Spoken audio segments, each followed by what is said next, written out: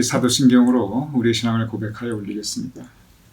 전능하사 천지를 만드신 하나님 아버지를 내가 믿사오며 그 외아들 우리 주 예수 그리스도를 믿사오니 이는 성령으로 잉태하사 동정녀 마리아에게 나시고 본디오 빌라도에게 고난을 받으사 십자가에 못 박혀 죽으시고 장사한 지 사흘 만에 죽은 자 가운데서 다시 살아나시며 하늘에 오르사 전능하신 하나님 우편에 앉아 계시다가 저리로서 산 자와 죽은 자를 심판하러 오시리라. 성령을 믿사오며 거룩한 공회와 성도가 서로 교통하는 것과 죄를 사하여 주시는 것과 몸이 다시 사는 것과 영원히 사는 것을 믿사옵나이다. 아멘.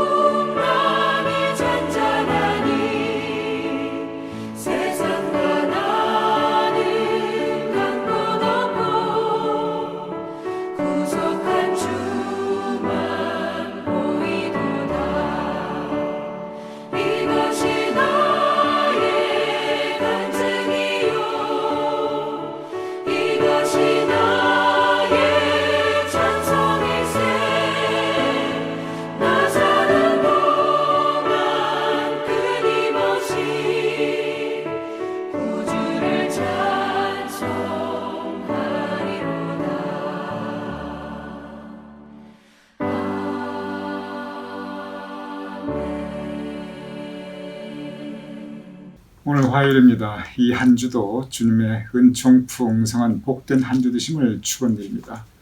지난주 금요일 우리가 크리스찬이 천성길 가는 길에 사심, 두 마음을 품은 사람, 그리고 세상 욕심을 만나는 부분을 묵상하였습니다.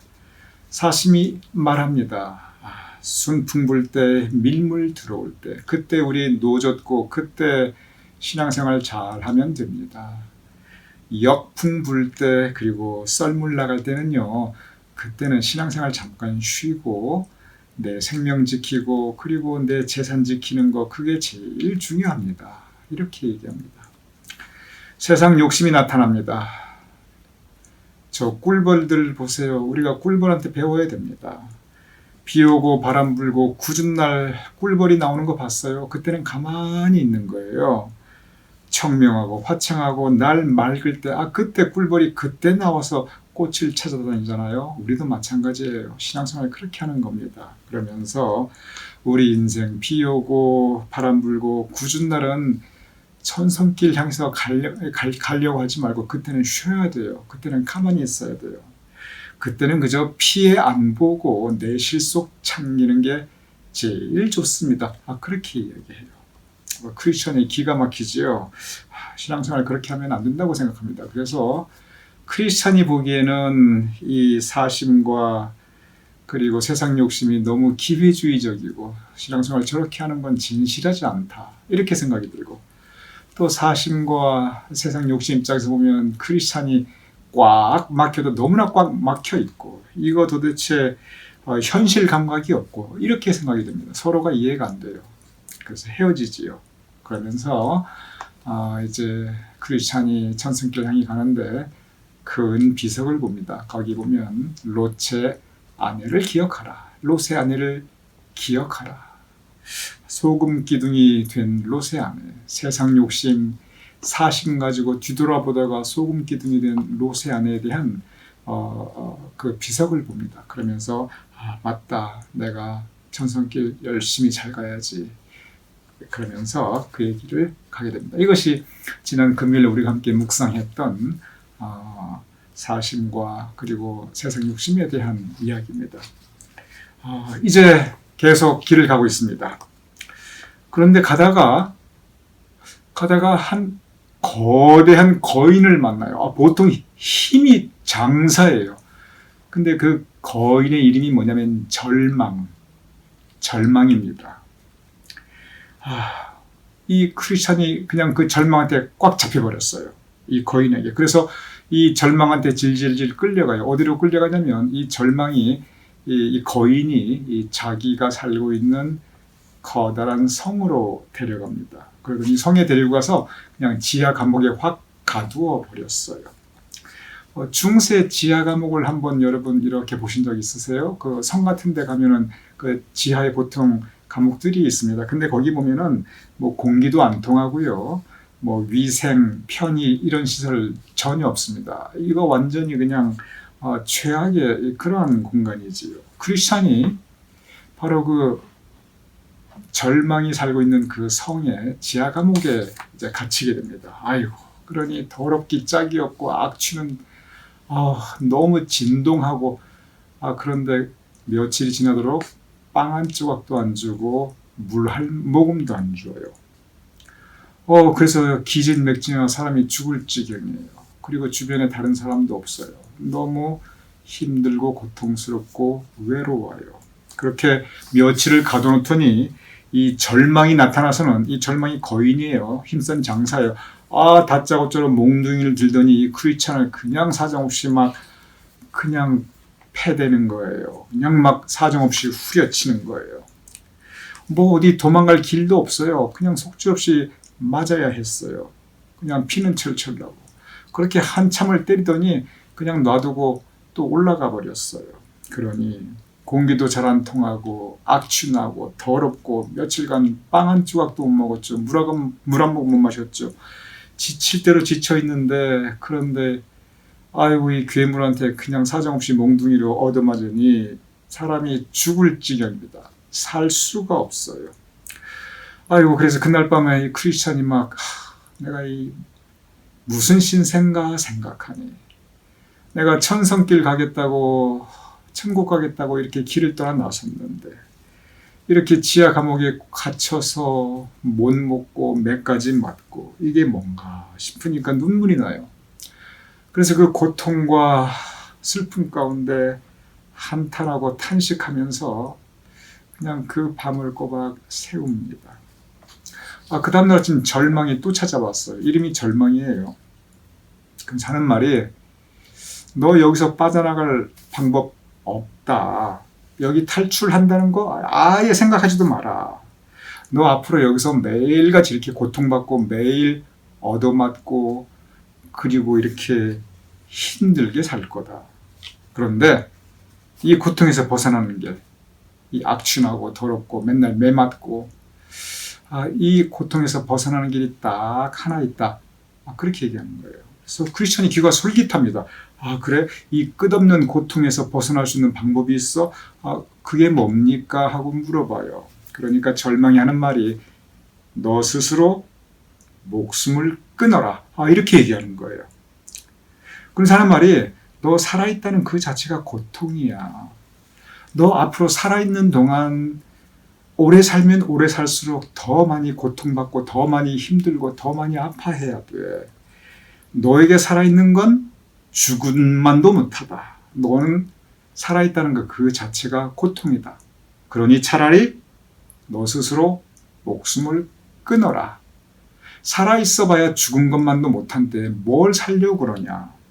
그러니 오늘 하룻밤 내가 생각할 시간을 줄 테니 너 내일 아침까지 결정하라. 이렇게 얘기해요. 자살하라는 겁니다. 크리스천이 가만히 생각해 봅니다. 이 상황에서 빠져나갈 방법이 정말 없는 것 같아요. 그리고 이 상황은 앞으로 절대로 좋아지지 않아요. 이거 앞으로 더 굶주리고 더 더러운 곳에서 그리고 더 매맞으니까 더 몸은 더 힘들고 아플 테고 맞다. 저 절망이 말이 맞지. 살아서 뭐 하냐. 살아있다는 것 자체가 고통인데 맞다. 죽는 것만도 못하다. 그러면서 이렇게 살 바에야 죽는 게 낫겠다. 크리스천이 그 생각을 합니다. 여기에서 이 존 버년의 영적 의도가 있습니다. 신앙적 주제가 있어요. 그게 뭐냐면 사람이 살아나가면서 특별히 철로 역정 우리 믿음 생활하면서 누구나 한두 번씩은 반드시 이 절망이라는 상황에 빠지게 된다는 겁니다. 근데 이 절망이라는 게 괴물, 거인과도 같아요. 힘이 세고요. 우리를 질질 끌고 다니고요. 그리고 우리를 갖다가 확 지하간방에 집어넣을 정도로 파워가 있어요. 이 절망이. 그래서 이 절망이 천성길 가는 순례자들을 잡아가지고 살아있는 것 그 자체가 고통이다. 앞으로 희망은 없다. 너 살아있는 것 죽는 것만도 못하다. 그러니 차라리 목숨을 끊어라. 너 인생 아무 소망 없어. 그러면서 자살하라고 충동질합니다.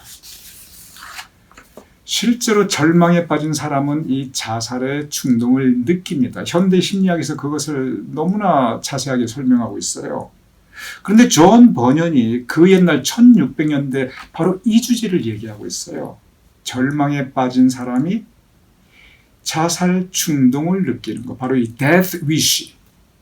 이 부분을 이 철로역정에서 터치하고 있습니다. 놀라운 일입니다. 그래서 그날 밤에 크리스찬이 생각합니다. 정말 내가 이렇게 살아서 뭐하나. 그러다가 말씀이 또 올라요. 그래도 이러한 때 살아있는 것이 아무리 힘들다 할지라도 주님께서 천성에서 우리를 내려다보시고 우리에게 천국에서의 자리를 예비하고 계시니 우리 힘내자. 끝까지 견디는 이기는 자에게 상급이 있을 것이다. 크리스찬이 그 말씀을 영적으로 듣습니다. 그러면서 결단합니다. 그래, 살아있는 것이 아무리 힘들어도 그래도 끝까지 주님 붙잡고 나아가자. 그래도 끝까지 견디고 참자. 힘을 냅니다. 그리고 절망이 잠들어 있는 그 틈을 타서 필사적으로 그 상을 탈출해 나옵니다. 그리고 탈출에 성공을 해요. 그래서 절망으로부터 벗어납니다. 그리고 다시 그 천성길을 가게 됩니다. 오늘 이 철로역정에서 존 버년이 이 자살이라고 하는 이 자살 충동이라고 하는 이 절망에 빠졌을 때 그 주제를 다루고 있습니다. 그런데 존 버년의 통찰력이 맞아요. 사람이 자살하게 되는 가장 큰 이유는 절망입니다. 그래서 절망은 죽음에 이르는 병입니다. 키엘 캐롤 이렇게 말했지요. 그런데 이 현대 사회에서도 이 자살이라고 하는 것은 커다란 하나의 사회 문제입니다. 역시 그리고 이 사회 문제인데 이 자살로 이르게 되는 가장 큰 원인은 지금도 역시 절망이에요. 여러 가지 다양한 형태의 절망이 있습니다.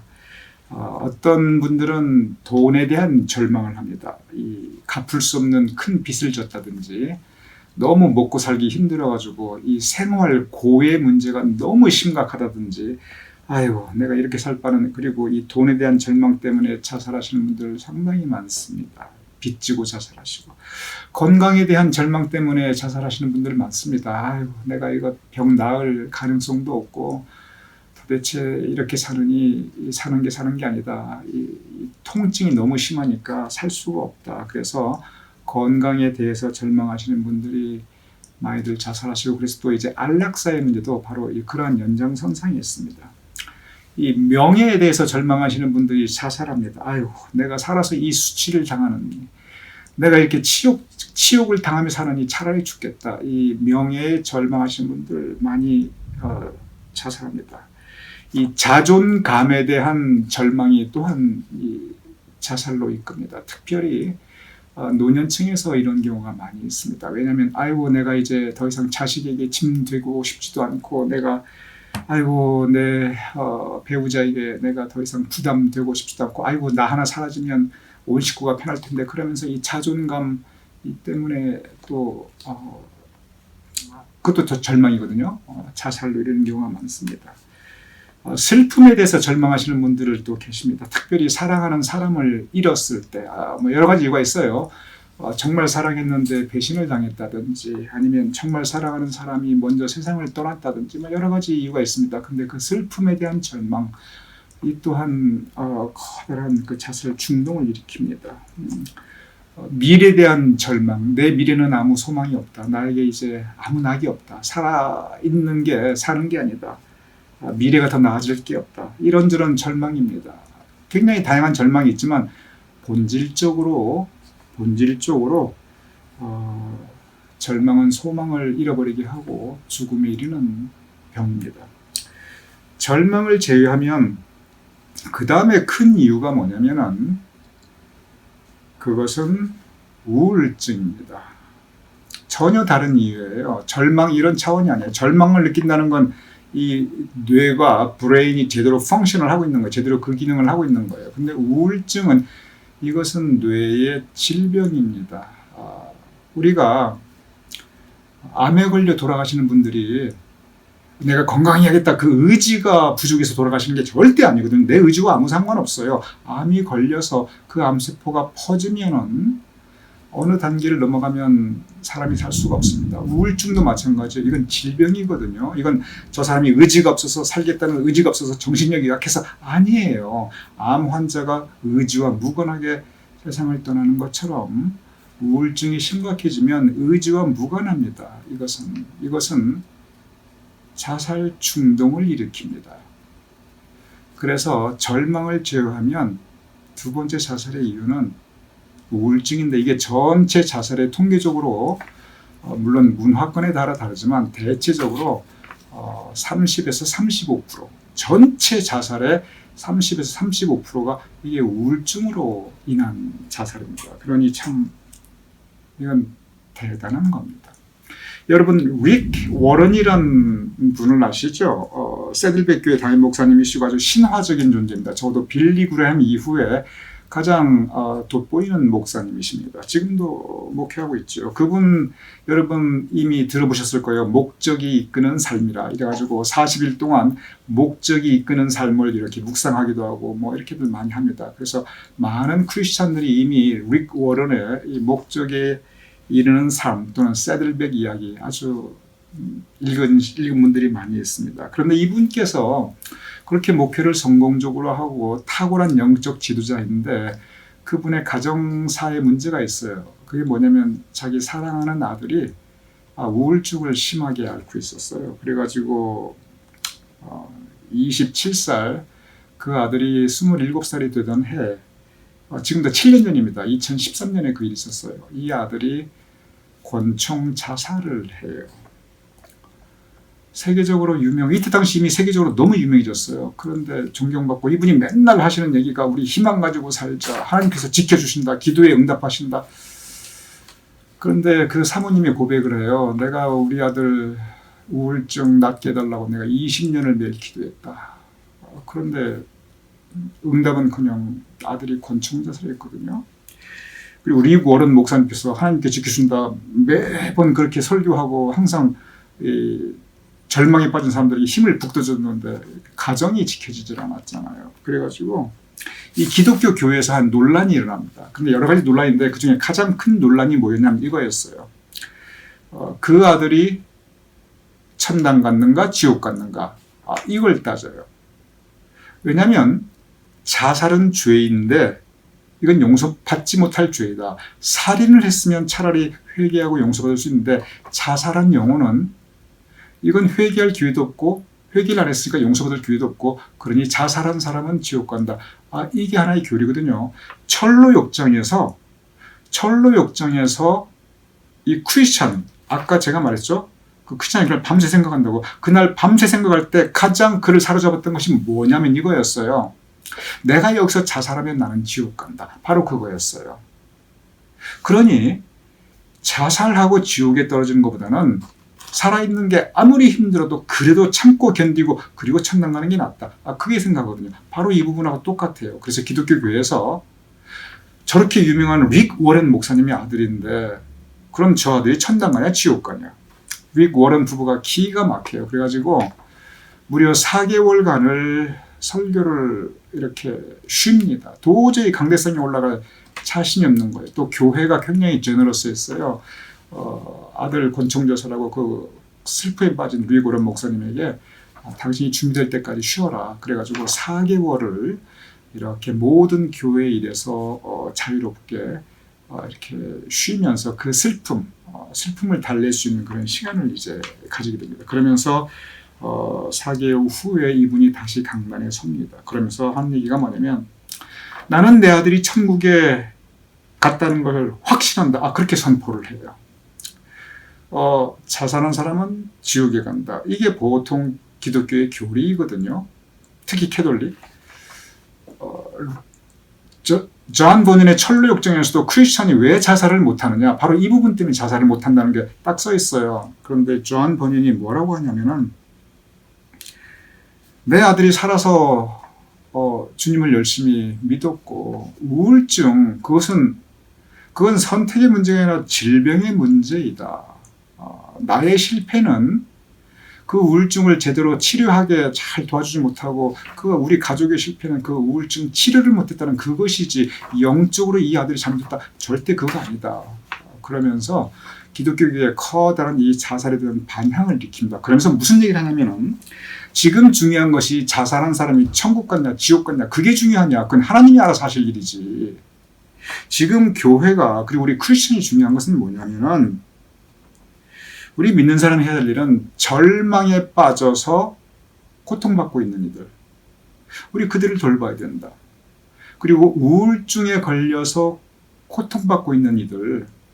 우리 그분들이 잘 치료받을 수 있도록 도와야 된다. 그러면서 다시 한번 또 얘기해요. 나는 하나님께서 내 아들 천국에서 영접해 주셨을 거라고 나는 확실히 믿는다. 이렇게 선포를 합니다. 저는 릭 워런 목사님의 말씀에 공감합니다. 자살에 대한 문제는 그게 천국 가냐 지옥 가냐 이게 문제가 아니에요. 그거 가지고 기독교가 많이 싸웠어요. 아주 교리적으로 그냥 확 단정했거든요. 그거야 하나님이 알아서 하실 일이죠. 한 영혼을 천국으로 인도하든 지옥으로 빠뜨리든 그건 하나님이 주권이고 그건 신비의 영역이지요. 우리가 할 일은 교회가 할 일은 그리고 우리 믿는 가족이 할 일은 혹시 우리 주변에 절망에 빠진 절망은 거인입니다. 당할 수가 없어요. 힘들어요. 절망에 빠진 이가 있으면 같이 힘이 되줘서 견딜 수 있도록 싸울 수 있도록 우리가 함께 중보하고 용기 북돋아주고 힘이 되어줘야 되고요. 그리고 혹시 우울증에 걸린 분들이 있으면 우리가 인식을 제대로 하고 그건 질병입니다. 도울 수 있는 길을 찾아야 됩니다. 그것은 치료받아야 되고요. 릭 워런 목사님이 계속 그 얘기예요. 치료받아야 된다. 치료받아야 된다. 의지로 안 된다. 그 얘기를 합니다. 그래서 우리가 그런 부분에서 올바른 인식을 가져야 합니다. 오늘 이 말씀 참 철로 역정에 이렇게 자살에 대한 이런 얘기가 있다는 거 많은 분들 오늘 처음 들었을 거예요. 그렇습니다. 릭 워런이 정말 대단한 분입니다. 그런데 거기서 한 단계 더, 죄송합니다. 존 버니 참 대단한 분입니다. 그럼 한 단계 더 나가서 우리가 릭 워런 목사님의 정말 빌리 그레함 이후에 가장 위대한 목사님이라고 칭송받고 존경받고 인정받는 그분의 가정을 돌아보며 우리가 올바른 시각과 그리고 믿는 사람의 자세를 갖출 수 있기를 주님의 이름으로 축원드립니다.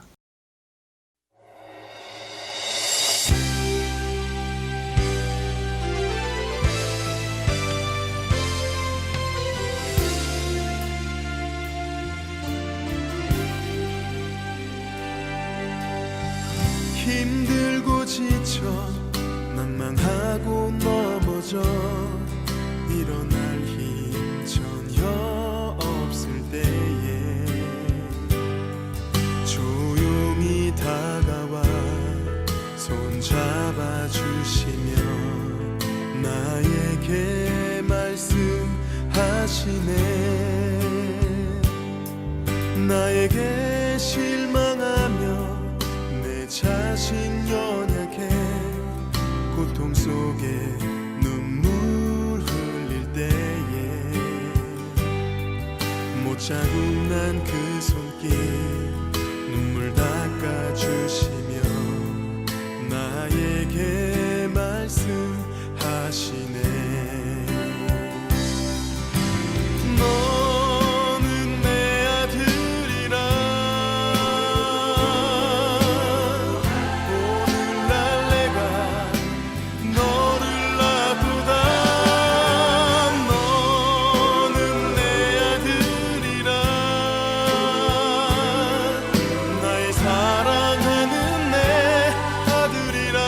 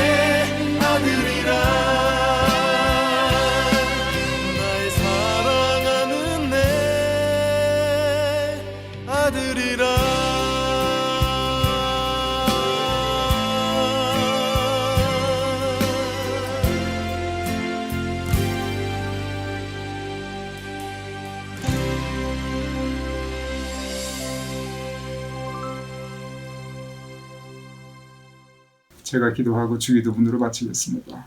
아버지 하나님, 절망을 만날 때가 있사옵나이다. 싸워 이기게 하여 주시옵소서. 싸워 이기지 못한다 할지라도 참고 견디게 하여 주시옵소서. 오직 우리의 주님이신 예수 그리스도를 바라보며 승리할 수 있도록 도와주시옵소서. 우울증은 또 다른 절망이라는 거인이 없나이다. 아버지 하나님, 우리에게 좋은 의학을 허락하여 주시고 좋은 치료약들을 허락하여 주시어서 영육간의 강건함을 입을 수 있도록 도와주시옵소서. 예수님의 이름으로 기도드렸사옵나이다. 아멘. 우리 함께 주기도문 하시겠습니다. 하늘에 계신 우리 아버지시여, 이름이 거룩히 여김을 받으시오며 나라의 마옵시며 뜻이 하늘에서 이루는 것 같이 땅에서도 이루어지이다. 오늘날 우리에게 일용할 양식을 주옵시고 우리가 우리에게 죄진 자를 사하여 준 것 같이 우리 죄를 사하여 주옵시고 우리를 시험에 들게 하지 마옵시고 다만 악에서 구하옵소서. 대개 나라와 권세와 영광이 아버지께 영원히 있사옵나이다. 아멘.